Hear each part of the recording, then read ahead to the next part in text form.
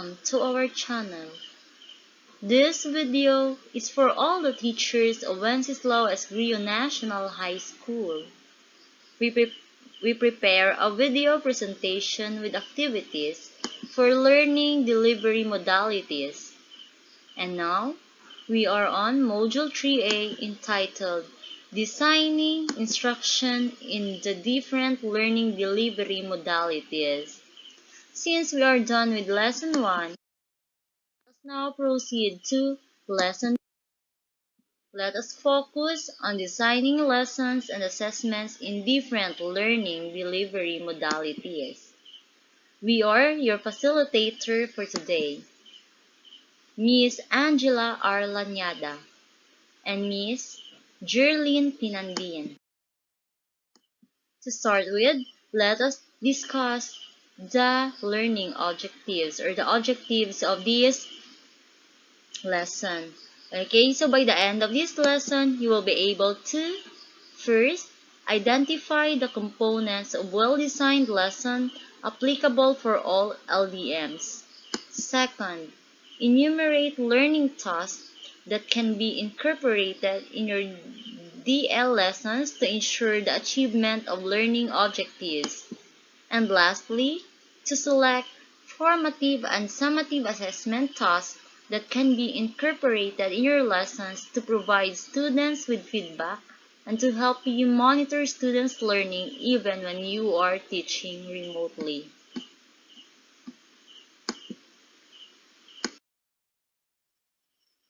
For activity number 1,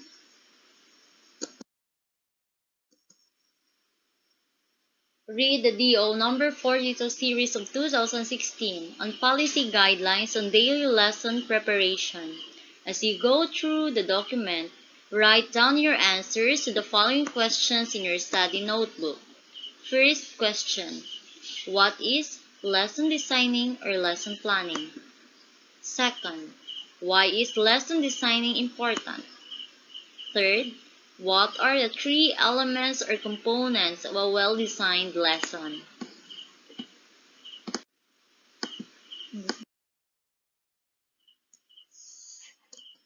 We will be flashing the DepEd Order number 42 series of 2016 entitled Policy Guidelines on Daily Lesson Preparation for the K-12 Basic Education Program. Kindly read it.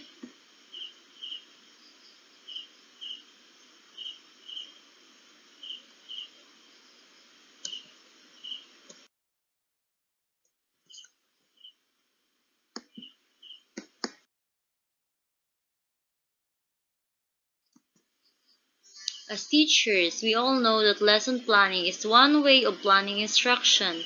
Lesson planning is a way of visualizing a lesson before it is taught.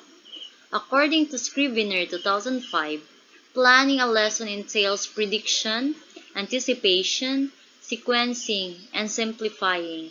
Lesson planning is a critical part of the teaching and learning process. The objective of lesson planning is learning. Lesson planning helps teachers set learning targets for learners. It also helps teachers guarantee that learners reach those targets. By planning lessons, teachers are able to see to it that daily activities inside the classroom lead to learner progress and achievement or the attainment of learning outcomes.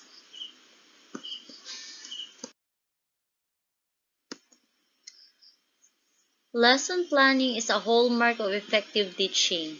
As mentioned, effective teachers organize and plan instruction to ensure learner success inside the classroom. According to Strong 2007, research shows that instructional planning for effective teaching has the following elements. First, identifying clear lesson and learning objectives while carefully linking activities to them, which is essential for effectiveness. Second, creating quality assignments, which is positively associated with quality instruction and quality student work. Third, planning lessons that have clear goals, are logically structured, and progress through the content step by step. Fourth, planning the instructional strategies to be deployed in the classroom, and timing of these strategies. Fifth, using advanced organizers, graphic organizers, and outlines to plan for effective instructional delivery. Sixth, considering student attention spans and learning styles when designing lessons. And lastly, systematically developing objectives, questions, and activities that reflect higher level and lower level cognitive skills as appropriate for the content and the student.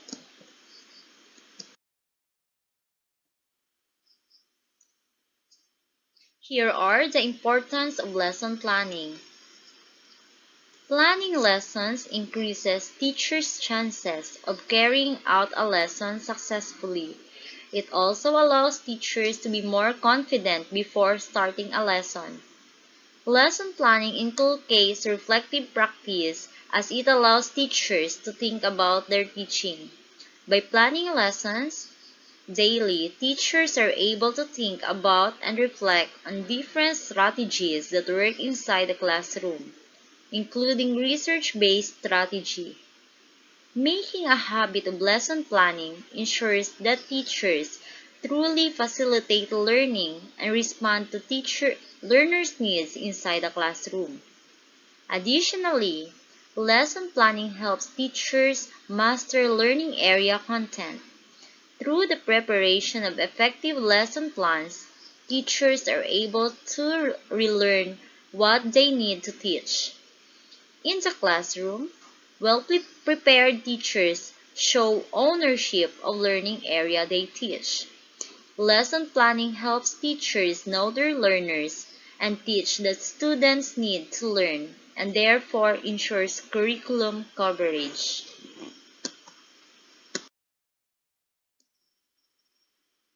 Here are the different elements of lesson planning. As mentioned, a lesson plan serves a teacher's roadmap for a particular lesson. It is a guide for instruction and contains details of what a teacher and learners will do in order to tackle a particular topic.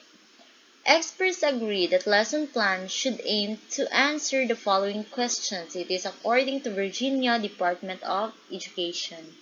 First is, what should be taught? Second, how should it be taught? Third, how should learning be assessed? In what should be taught, teachers must have a deep understanding of the curriculum and strive to teach its content. In planning daily lessons, teachers need to follow the curriculum guide of learning area being taught. Using the CG, teachers can plan the many ways to teach what it contains, including the content standards or the essential knowledge that students need to learn, performance standards or the abilities and skills learners need to demonstrate in relation to the knowledge they have learned, and learning competencies or the knowledge, skills, and attitudes learners need to demonstrate in every lesson.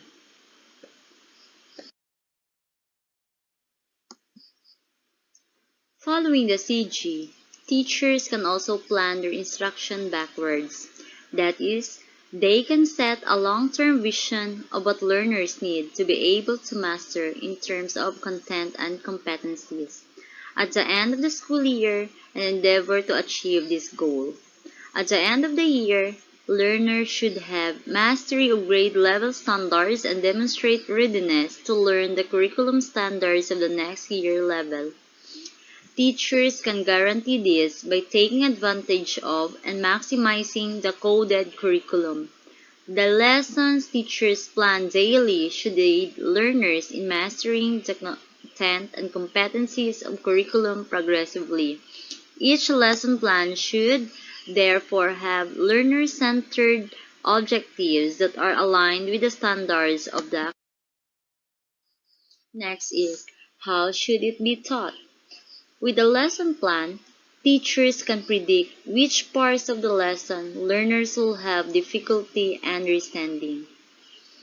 Teachers can then prepare strategies that help learners learn, build learners' understanding, and respond to learners' needs.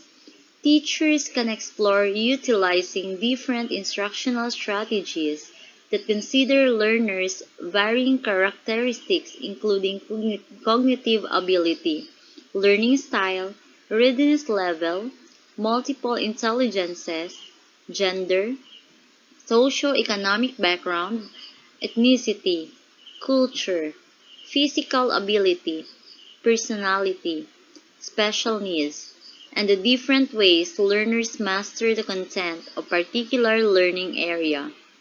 This presupposes flexibility in the way a teacher plans lesson. This means that a teacher can prepare a lesson plan but must remain open to the possibility of adjusting instruction to respond to the needs of the learners. Furthermore, this requires teachers to treat learners not as passive recipients of knowledge, but as active agents in their own learning. A lesson plan therefore should show what the teacher and learners will do in the classroom to build understanding of the lesson together. Beyond demonstrating what a teacher needs to do inside the classroom, a lesson plan should describe what learners need to do as a co-constructors of knowledge inside the classroom.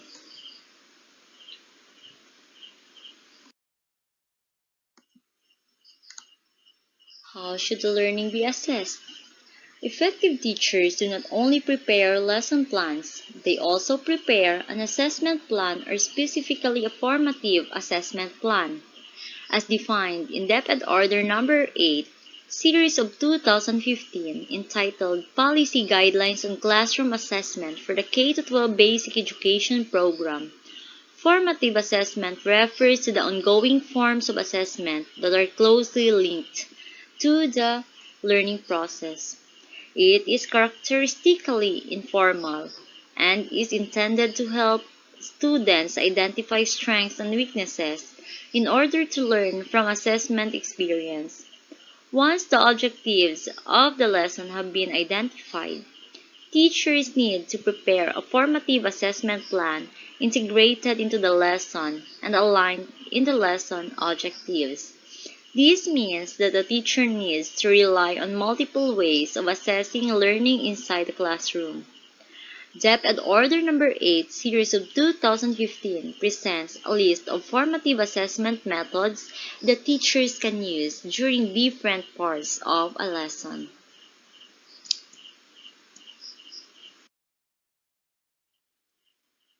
I think you have already the idea, so now it's your time to answer those three questions that is being prepared for you.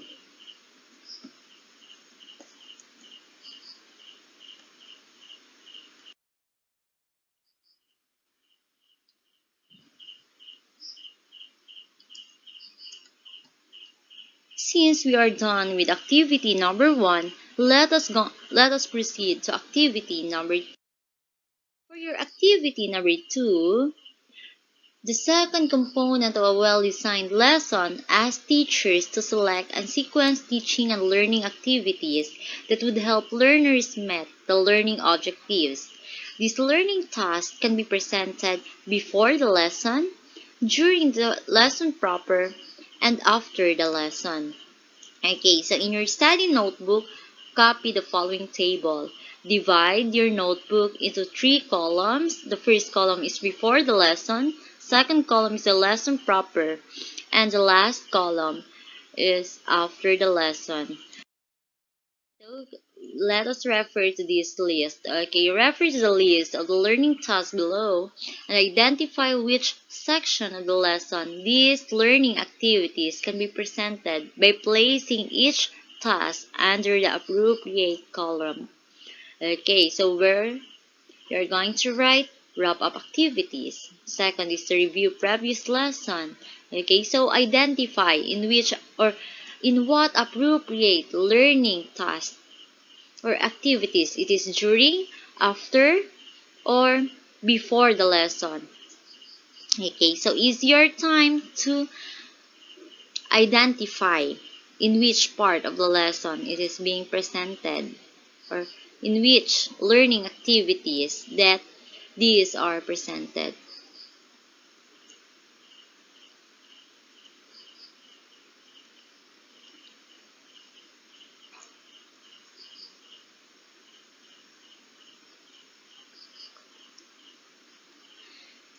Okay, so since you are done listing these learning tasks, let us,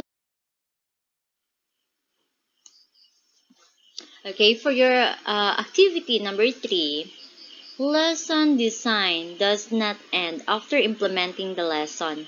After the delivery of the lesson, teachers should take time to reflect on what worked well and why, and what could have been done differently. Okay, so identifying successful and less successful activities and strategies would make it easier to adjust and revise the lesson plan as needed. Notebook. Copy the components of daily lesson log, DLL, or detailed lesson plan, or DLP, listed below. Then highlight which part or parts is or are accomplished after the lesson is delivered. Are the components of your DLL and DLP or DLP. First one is the objectives. Second is the content. Third is the learning materials and resources. Fourth is procedures. Next is the remarks. And lastly, your reflection. Okay, so compare your answer to lesson 2, activity 3. Okay, so the learning task listed in lesson 2 all form part of the lesson procedures of DLL and DLP. To find the instructional principles behind this learning task, you may refer to the article Principles of Instruction by Barak Rosenshine.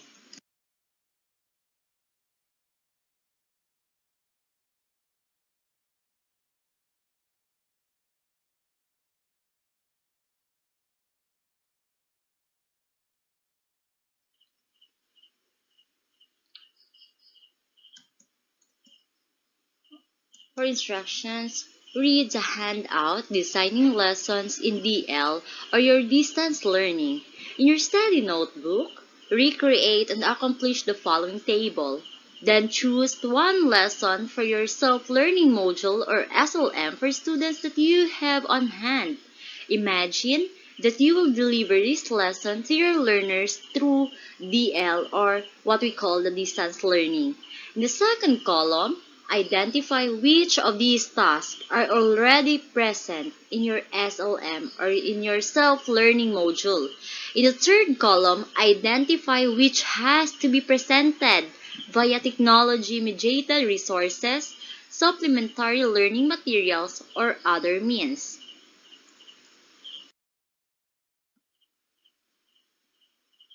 Select the learning delivery modality. It can be online distance learning, modular learning, TV or radio-based instruction, or blended learning. Next, what is the grade level and learning area? Next, what is the lesson or the topic? Next, learning objectives. List down your learning objectives. Next, learning resources or materials needed. Okay, so what it can be internet, books, and some of your instructional learning materials. Your study notebook is divided into 3 columns. The first column, it is part of the lesson or learning task. You are going to check if it is already present in your SLM. Like for example, before the lesson, review previous lesson. Check in your self-learning module. It is already present. Next, the third column, your additional remarks. What is your additional remarks? Can be done via voice call, can be facilitated by household partner, can be done via learning activity sheet, can be presented via internet-based resource, can be facilitated during a synchronous learning session. The same process. In lesson proper, explain, model, demonstrate, illustrate the concepts, ideas, skills, or processes that students will eventually internalize. Check if it is present in your SLM. Okay. Next, after the lesson, wrap up activities. It is present in your SLM.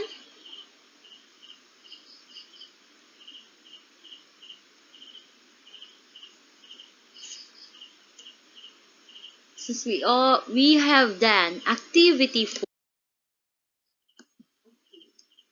answer the following questions in your study notebook. First question. For learning tasks not found in the SLM, you examined what materials or resources can you create or curate to supplement the SLM. Next question. What kind of additional support can you give? A. The learner, and or B. the household partner so that they are guided throughout the lesson. Third question. How can the teacher gather feedback on the different learning tasks in order to refine or modify current and future lessons?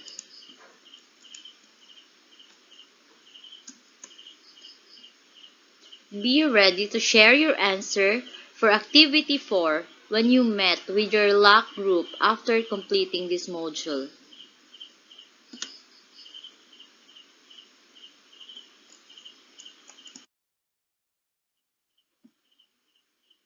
Integrating content across learning areas or team teaching. You can check the marks for topics that may be integrated into other learning areas. You can team up to integrate lessons across learning areas. Integration of content across learning areas maximizes time and helps learners make connections for better understanding. You can use content topics as themes, motivation, springboards, or initial topics for lessons across subjects. You can also try merging selected learning area performance tasks and assessments and create separate rubrics for scoring per learning area. These can make it easier for you to check student work and saves time for you and the learners.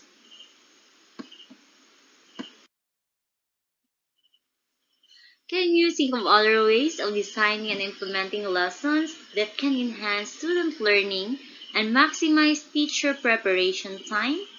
Don't forget to check back with your coach and share them with your peers.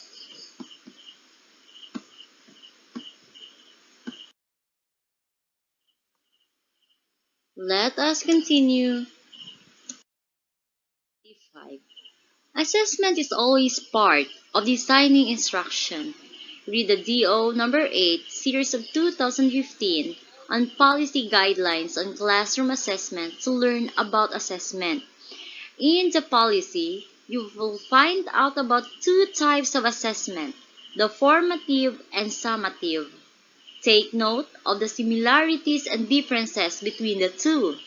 Write your answers in a Venn diagram in your study notebook. Follow the example below.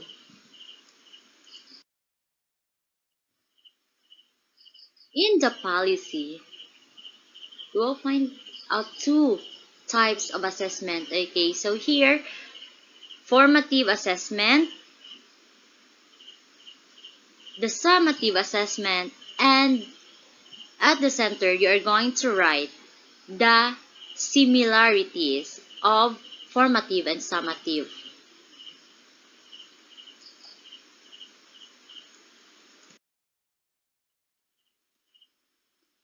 Based on Deped Order number 8, series of 2015, the two types of classroom assessment. First is the formative assessment. Try to take down notes. Formative assessment must also provide students with immediate feedback on how well they are learning throughout the learning or teaching learning process. Recommendations on how they can improve themselves should also be given by the teachers. Formative assessment enables students to take responsibility for their own learning and identify areas where they do well and where they need help.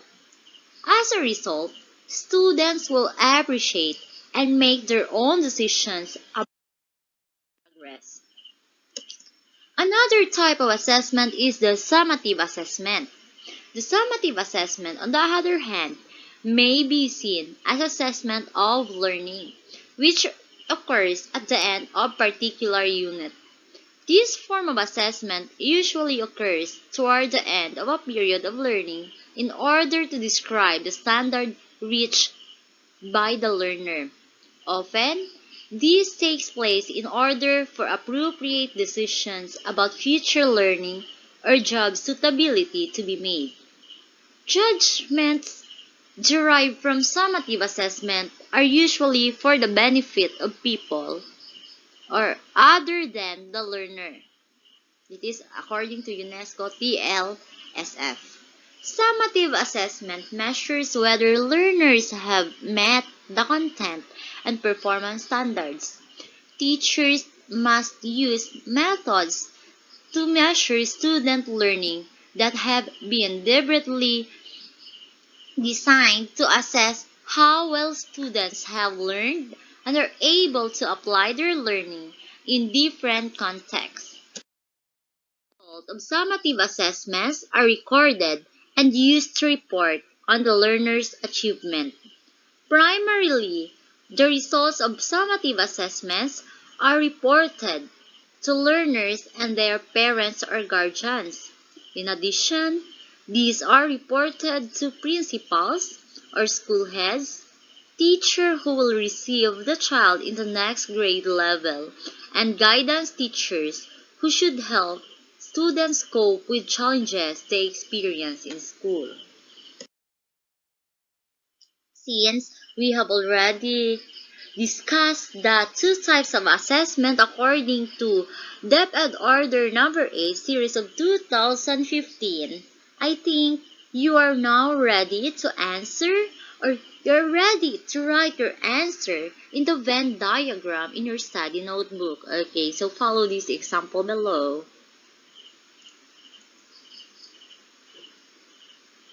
Take time to reflect on the things or on the differences and similarities of formative and summative assessment. I will repeat.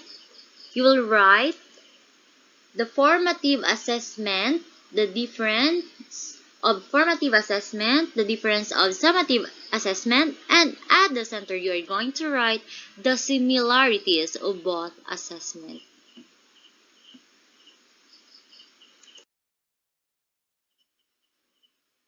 It's time for us to proceed to activity number 6. For our activity number 6, there are various methods of assessment.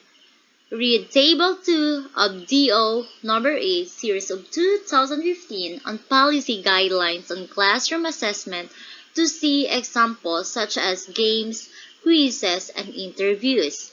These methods that are commonly used in the classroom may be modified to be suitable for distance learning.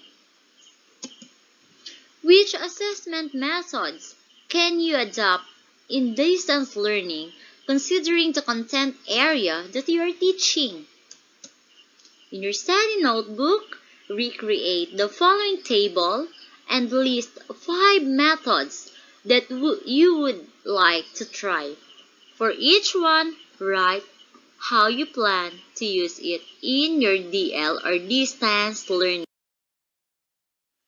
Based on DO number 8, series of 2015 on policy guidelines on classroom assessment. So here are the following examples. of formative assessment or assessment methods: agree, disagree activities, games, interviews, inventories, or checklist of skills relevant to the topic in the learning area. KWL activities: what I know, what I want to know, what I have learned. Open-ended questions, practice exercises. These are the examples of assessment methods before lesson.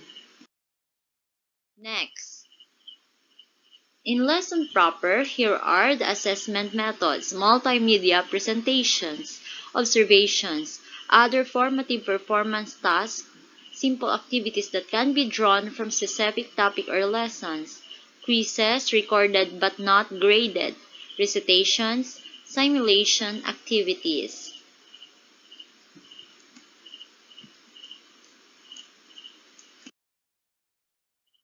After the lesson, these are the activities appropriate after the lesson: checklist, discussion, games, performance tasks that emanate from the lesson, objectives, practice, exercises, short quizzes, and written work. Okay, so it has purpose for the learner and for the teacher. You can read the purpose for the learner and the teacher.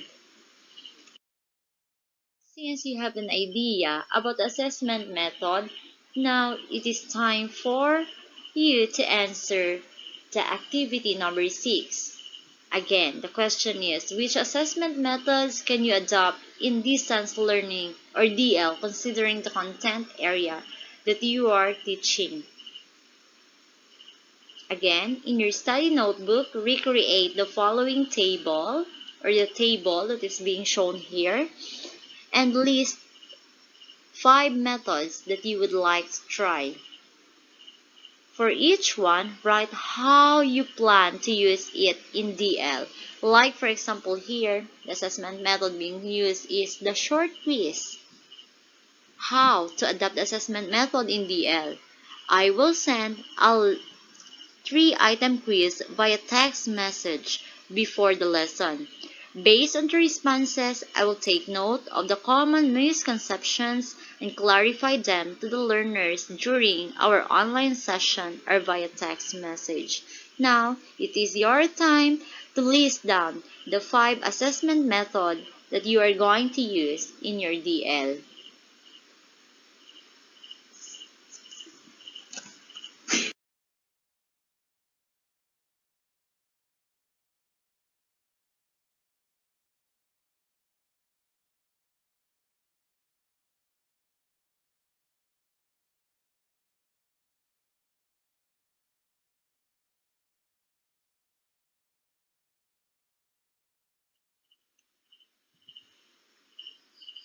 After listing down the assessment method, now it is time for us to answer the following question. First question: what assessment methods are common among the group members? Next, what are the challenges in doing assessment in DL or distance learning? Third, despite the challenges, what opportunities can you and your colleagues explore to make assessment doable in DL or distance learning?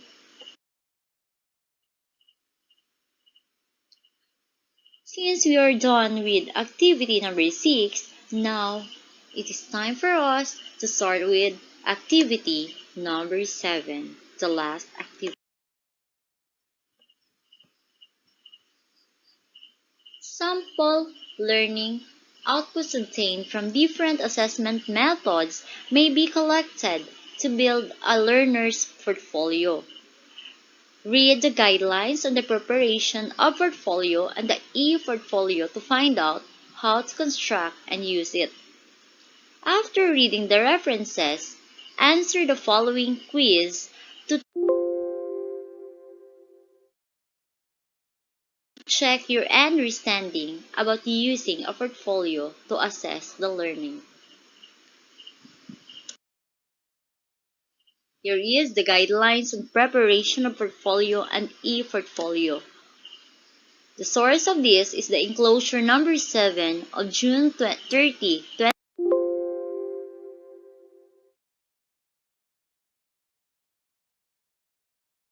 2020 draft of unpublished DepEd order titled Policy Guidelines on the Implementation of Learning Delivery Modalities for the Formal Education.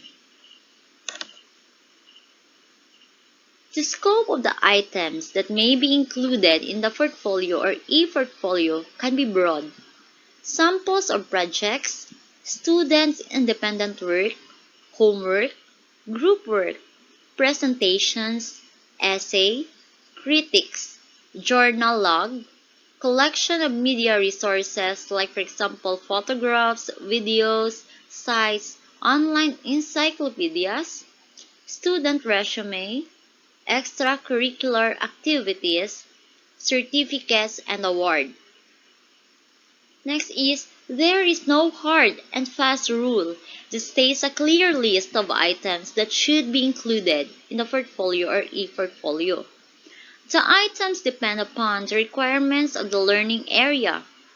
Teachers, administrators, and students and even parents may decide collectively on what to include in the portfolios, which assessment criteria to use, how to evaluate student outputs, and what to expect from the end result. The learning portfolio or the e-portfolio may also include evidences or testimonies of student learning progress from teachers, learning facilitators, or parents, which can be in the form of emails, interviews, conversations, teachers' notes to parents, teachers' comments on student work. Remember that the fundamental principle in making a portfolio is collect, select, and reflect. The following should be established before asking students to make their portfolio. First is explain the benefits of portfolios, e-portfolios to learners and parents. Next, establish clear expectations. Next, show models of successful portfolios or e-portfolios. Next, scaffold student learning and encourage self-assessment through their work samples. Tie portfolio, e-portfolio to assessment. Lastly, make it social by allowing other learners to view and comment on others' portfolios or e-portfolios. Teachers are advised to direct the learners in producing showcase portfolios which must be submitted after a certain instructional period, example quarterly or semestral. Showcase portfolio is a limited portfolio where a learner is only allowed to present a pieces of evidence to demonstrate mastery of most essential learning competencies. For asynchronous online learning, teachers give enough time for learners to prepare, research, and submit outputs within the schedules and time frames. Outputs included in portfolios should be presented, discussed, and submitted in the online class. For asynchronous online learning, teachers allow learners to work on their outputs at their own time. The latter will submit a portfolio and/or e-portfolio within the schedule that the teacher set.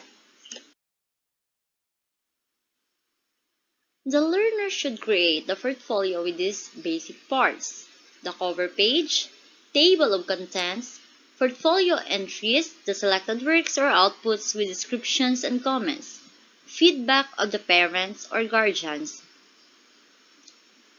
For e-portfolios, the learners may submit, store, and manage their portfolio via file sharing programs, like for example the Google Drive, or they may submit the actual soft copies of their work saved on CD, DVD, USB flash drive. For portfolios, where a student's works are in hard copies or physical forms, They may be handed over to the teacher by the parents for learners on distance learning or by the learners themselves if they are on face-to-face or blended learning. Because portfolios or e-portfolios require a significant investment of time and energy from learners, it is important that it will be carefully assessed to contribute substantially to their grade. More importantly, it has to be established as part of learner's reflection of his learning progress. An example of grading rubric for portfolio assessment is presented below, according to Chalice 2005, as cited in UNESCO.org. An excellent portfolio is characterized by comprehensiveness. It meets the main criteria on material selection, level of reflection, use of multimedia, and navigation. The content of the portfolio shows students' consistent effort and progress toward achieving desirable learning outcomes. The content and design of portfolio demonstrate quality, creativity, originality, and ingenuity. The navigation is clear and intuitive. A good portfolio shows a student's significant effort and progress toward major learning objectives. However, some of the criteria are not fully met. The content and design of the portfolio demonstrates the certain level of quality without distinct creativity and originality. An average portfolio contains evidence of students' satisfactory progress through the course. The content and design of portfolio are limited to the required elements without distinct quality, creativity, and originality. Most of the criteria are not fully met. A poor portfolio does not contain enough information to judge on students' satisfactory progress through the course. The content and design of portfolio show limited or no effort to demonstrate its quality and originality. The navigation is poor.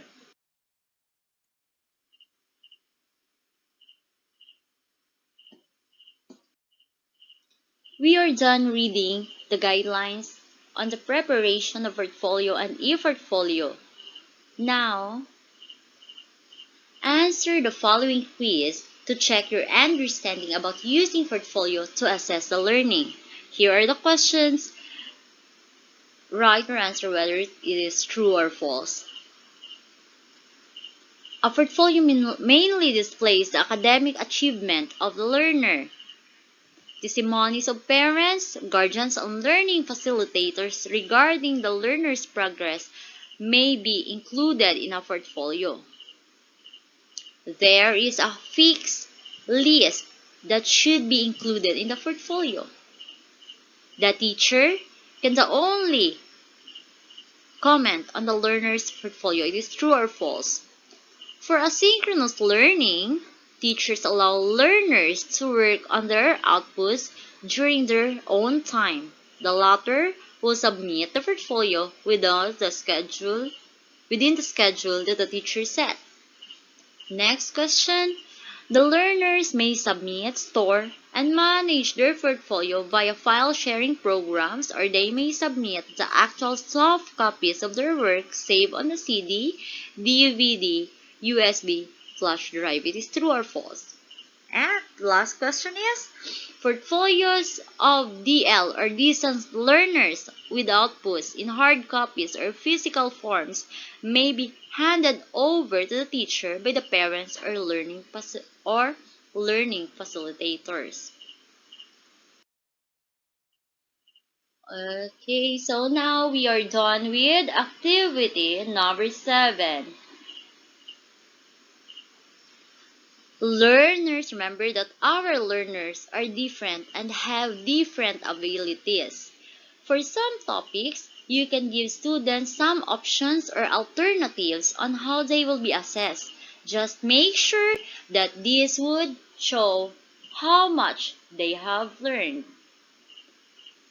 Good job! And you're done with lesson 2. You may now proceed to lesson 3. Thank you for watching!